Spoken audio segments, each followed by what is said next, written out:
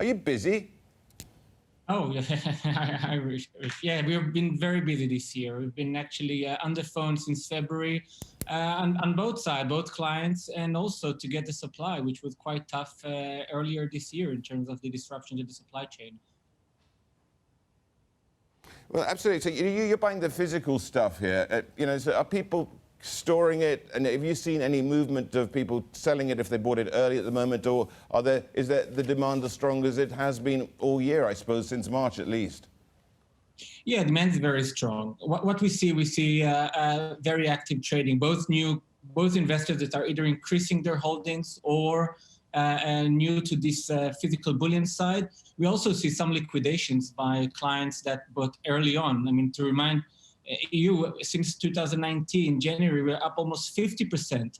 So a lot of clients who bought in 2019 are liquidating some of their holdings, either to take cash or to cover for losses and margin calls in other assets. And interestingly enough, what we see some clients that are actually come to us and want to get finance against their gold. So they're not willing to give up the safe asset, but they are seeing some opportunities in other assets, or as I mentioned, they want to cover losses in other assets.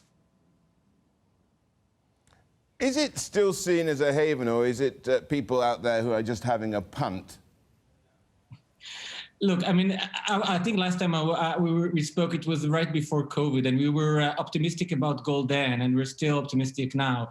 I mean, just look what's happening. We have a global recession. We have a pandemic that we're not sure how and when we will be out of the woods. We're not out of the woods yet.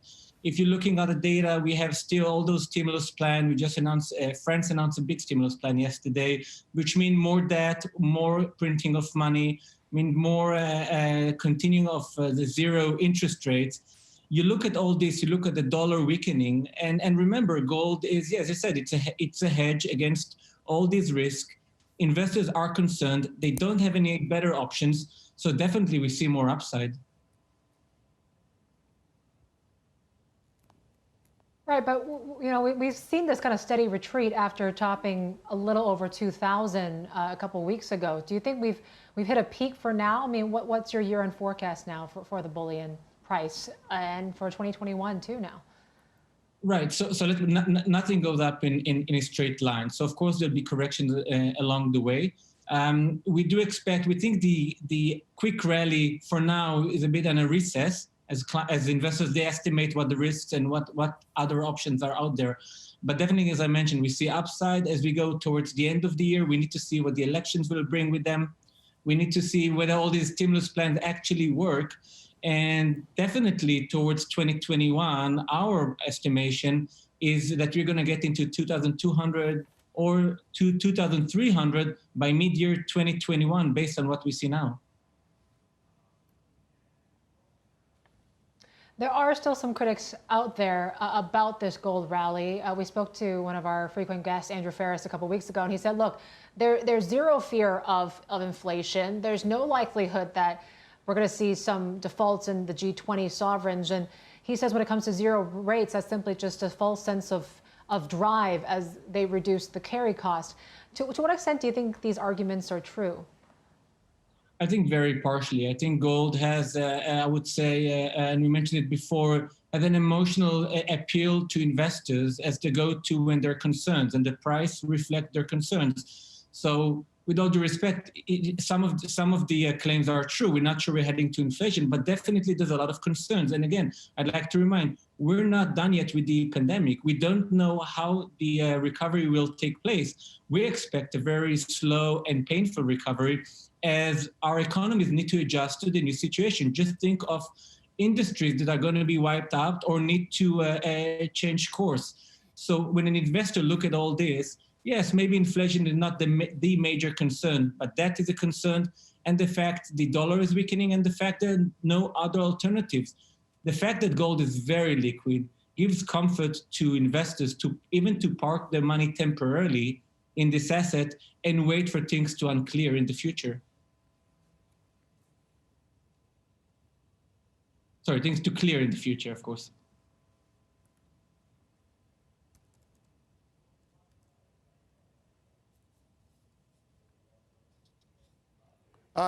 I'll take it from there. Joshua, I just want to move now away from gold to silver, which has been the big surprise.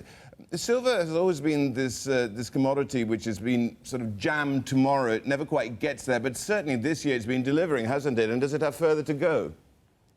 Yeah, I mean, let's remember, silver went, the price rallied in August in a very short time span. It went up almost 20%. And remember, when we look at silver, we look both on the industrial use, which is there's not much demand there, but on the investment side, we look at the gold to silver ratio.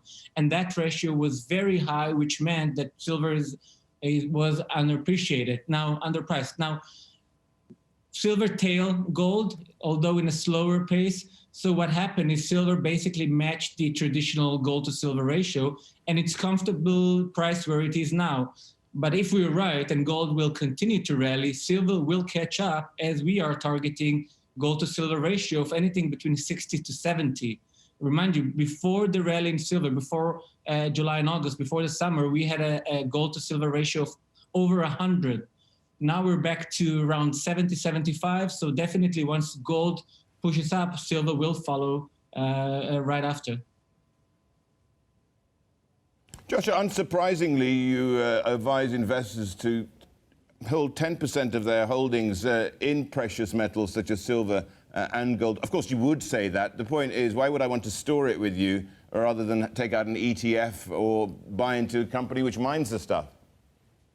Right. So to clear the mining stock questions out of the way, mining stock, you buy stocks in a company, which means it can be a good company, it can be a bad company.